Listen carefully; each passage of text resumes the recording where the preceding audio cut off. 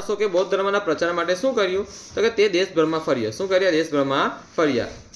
તેણે તેના અધિકારીઓને બૌદ્ધ ધર્મનો ઉપદેશ આપવા આજ્ઞા આપી. શું કર્યું? કે અધિકારીઓને બૌદ્ધ ધર્મનો શું કરો? ઉપદેશ આપો. તેણે બૌદ્ધ ધર્મના પ્રચાર માટે તેના પુત્રના અશોકના પુત્રનું નામ શું હતું? મહેન્દ્ર. શું હતું? મહેન્દ્ર. અને પુત્રીનું નામ શું હતું? સંઘમિત્રા. શું નામ હતું? સંઘમિત્રા. શું નામ હતું? સંઘમિત્રા. તો કે તેને તેના પુત્ર મહેન્દ્ર અને પુત્રી સંઘમિત્રાને સિલોન એટલે હાલનું શ્રીલંકા મોકલ્યા. તેણે દેશમાં શિકાર કરવા પર પ્રતિબંધ મૂક્યો. શાના પર? શિકાર કરવા પર. તેણે યજ્ઞોમાં થતી પશુ હિંસા બંધ કરાવી. યજ્ઞોમાં જે પશુ હિંસા થાય ને તે કોને બંધ કરાવી હતી તે વખતે? અશોકે, સમ્રાટ અશોકે. તેણે બૌદ્ધ ધર્મનો ઉપદેશ લોકો સુધી પહોંચાડવા ઠેર ઠેર શિલાલેખો કોતર્યા. અને તેમાંનો એક શિલાલેખ આપણે અહીંયા આગળ દેખ્યો હતો. હવે દેખો અહીં શિલાલેખો કોતરાવ્યા.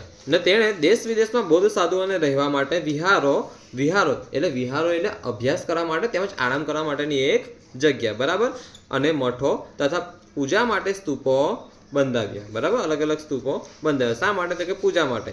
રાજ્યમાં ધર્મ ખાતું. કયું ખાતું? ધર્મ ખાતું. ધર્મ ખાતાની રચના કરી પ્રજાનું નૈતિક મૂલ્ય ઊંચું લાવવાનું કાર્ય કર્યું. પ્રજાનું નૈતિક મૂલ્ય કયું મૂલ્ય?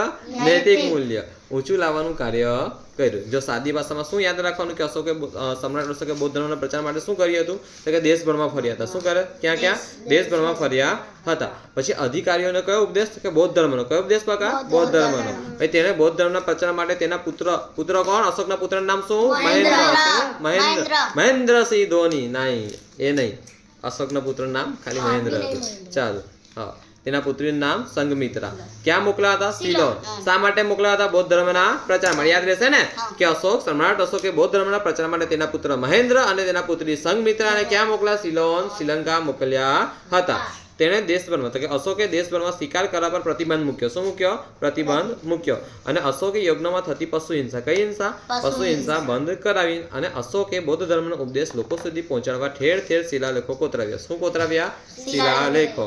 અને અશોકે દેશ વિદેશમાં બૌદ્ધ સાધુઓને રહેવા માટે વિહારો અને મઠો તથા પૂજા માટે સ્તૂપો બંધાવ્યા. અને અશોકે રાજ્યમાં ધર્મ ખાતાની રચના કરી પ્રજાનું નૈતિક મૂલ્ય ઊંચું લાવવાનું કાર્ય કર્યું. તો યાદ રહેશે આ સમ્રાટ અશોક વાળું. ઓકે.